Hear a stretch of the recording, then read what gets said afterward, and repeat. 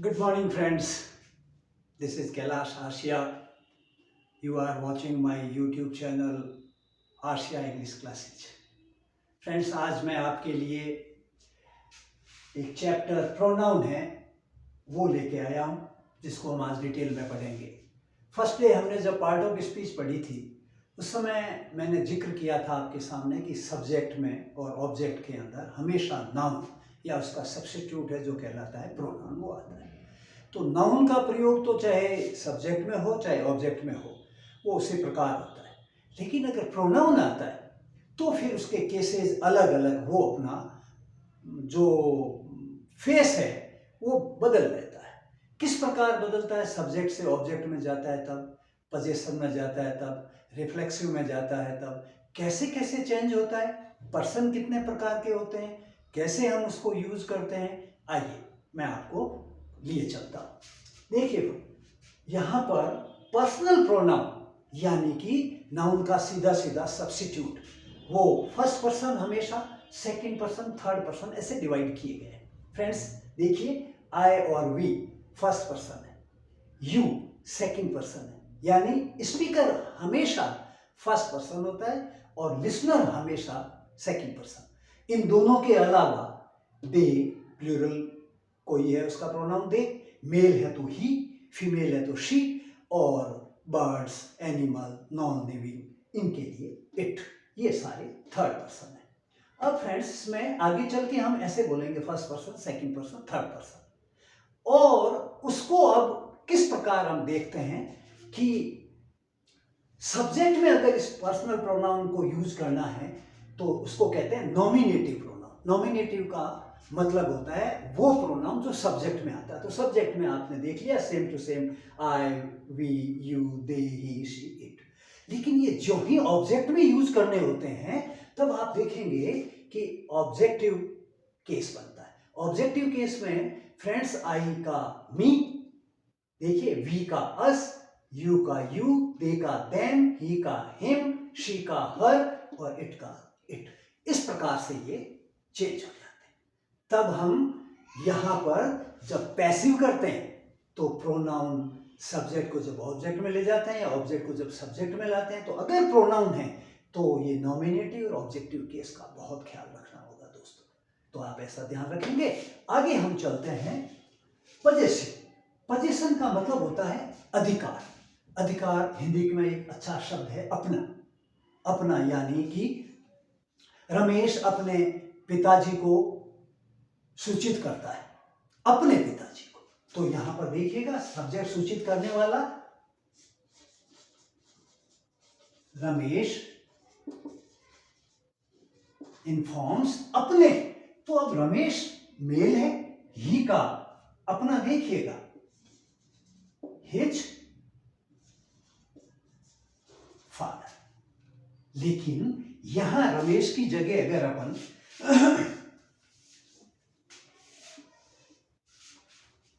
रानी लिख दें तो रानी फीमेल है, तो फीमेल शी का अपना, तो यहां पर हिज की जगह पर हर आ जाएगा। ठीक वैसे ही अगर हम लिख दें दे, तो इमीडिएटली दे का अपना क्या हो जाएगा?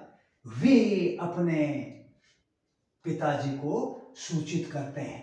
प्रेजेंट इंडेफिनिट का अफर्मेटिव सेंटेंस है, देयर फादर हो जाएगा। इस प्रकार जब भी अपना शब्द आए तो आप हिंदी में, हिंदी का मैं इसलिए बोल रहा हूं क्योंकि विचार जब हिंदी में आते हैं आप इस शब्द की वैल्यू इस प्रकार निकालेंगे।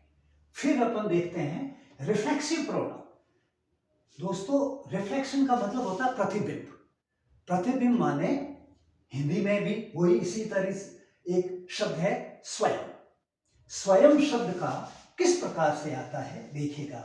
जैसे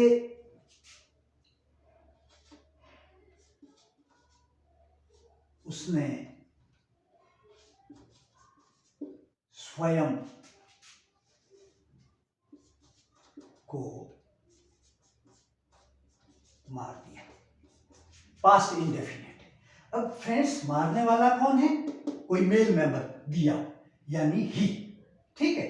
स्वयं को जिसने मारा, जो मरा देखिए रिफ्लेक्शन एक ही तरीके का, तो जिसने मारा वो वह, और जिसको मारा ये इस प्रकार से उसने स्वयं को मार दिया, तो यहां पर ये ही आएगा। फिर सेकंड फॉर्म किल्ड, किसे, देखिएगा ही है उसका स्वयं, हिमसेल्फ हो जाएगा। तब आपने देखा कि यहां पर सब्जेक्ट है ही और ये ऑब्जेक्ट के अंदर है तो वही उसी का प्रतिबिंब, लेकिन स्वयं शब्द आया है, ऐसा हो जाएगा, है ना। फिर देखिए एक और बताता हूं,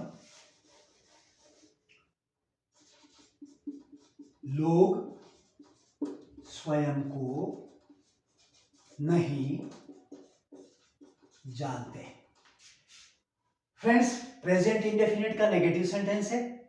अब देखिए कौन नहीं जानते हैं, लोग, किसे, स्वयं को, वही सेम पहले वाला एग्जांपल है, लेकिन यहां प्लूरल और मैंने प्रोनाउन चेंज कर दिया। एक एग्जांपल ध्यान से देखिएगा, लोग यानी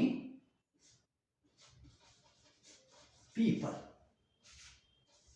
डू नॉट नो, किसे, स्वयं को, तो दे है, देखिए पीपल यानी प्लूरल यानी दे का स्वयं क्या होगा, themselves. People do not know themselves.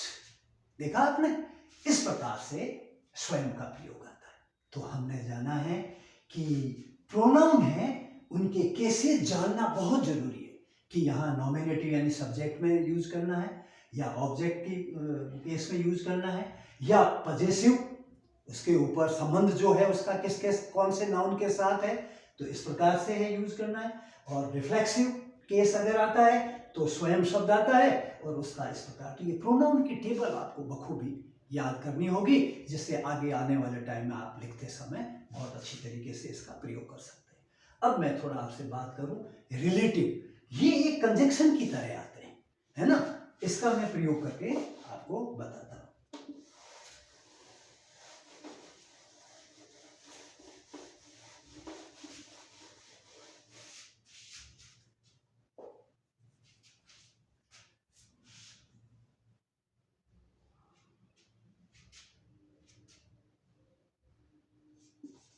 The boy, अब यहां पर देखिए ध्यान से, who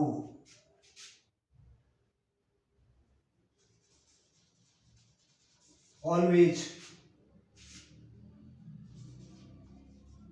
comes to me is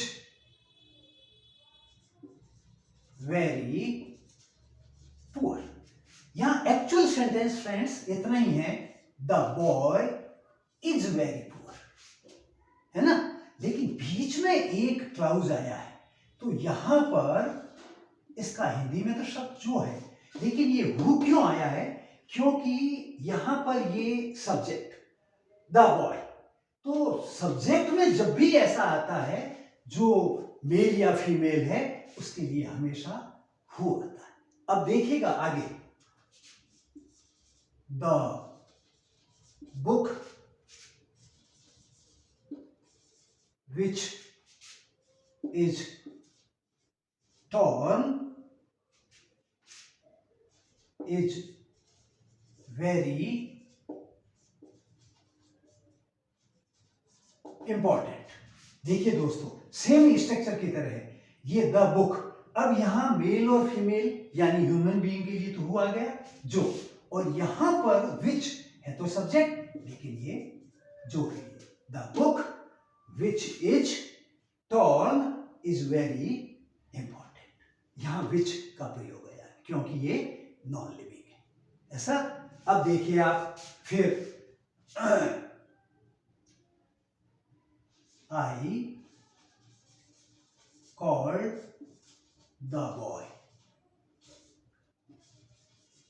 whom I did not know।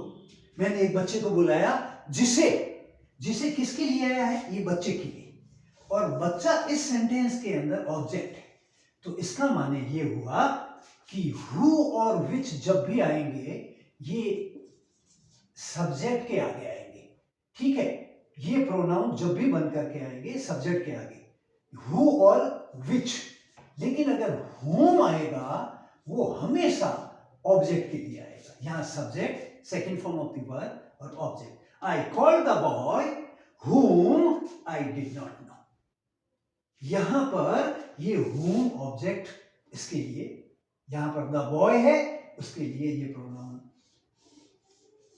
इस तरीके से ये रिलेटिव, यानी ये रिलेशन है, इसका कंजक्शन की तरह आता है। आगे ये कहता है whom I did not know, यानी I did not know the boy। इस प्रकार से whom का प्रयोग हो जाएगा, है ना। फिर पोजीशन के अंदर देखिए किस प्रकार से यूज करते हैं अपन।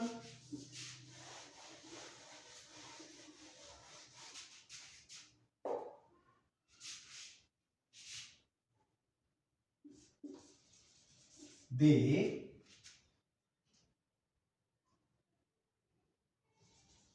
met a man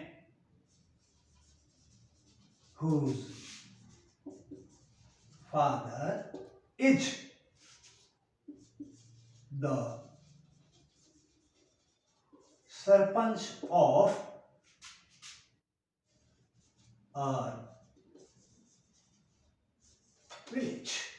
देखिए आप, they met a man, एक व्यक्ति से मिले। अब इस व्यक्ति का position whose father, whose father means the man's father, his father। यहां ये फिर कंजक्शन का काम करता है। whose father is the sarpanch of our village, हमारे गांव का जो है सरपंच है उसके पिताजी। यानी वे एक व्यक्ति से मिले जिसके पिताजी, ये पजेसिव में रिलेशन है, इसका पोजीशन में रिलेशन है आपका। तो आपने देखा सब्जेक्ट में हु और विच का प्रयोग हुआ, ऑब्जेक्ट में हुम का प्रयोग हुआ और हुज पोजीशन में प्रयोग हुआ।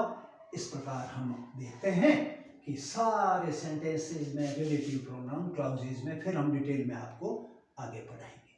तो फ्रेंड्स, आपने देखा कि प्रोनाउन कितने इंपॉर्टेंट हैं और किस प्रकार से यूज होते हैं। तो आगे जब भी कभी भी आप कोई एग्जाम की प्रिपरेशन करेंगे, ऑब्जेक्टिव टाइप क्वेश्चन बनते हैं, तो प्रोनाउन बेस्ड क्वेश्चन बहुत बनते हैं।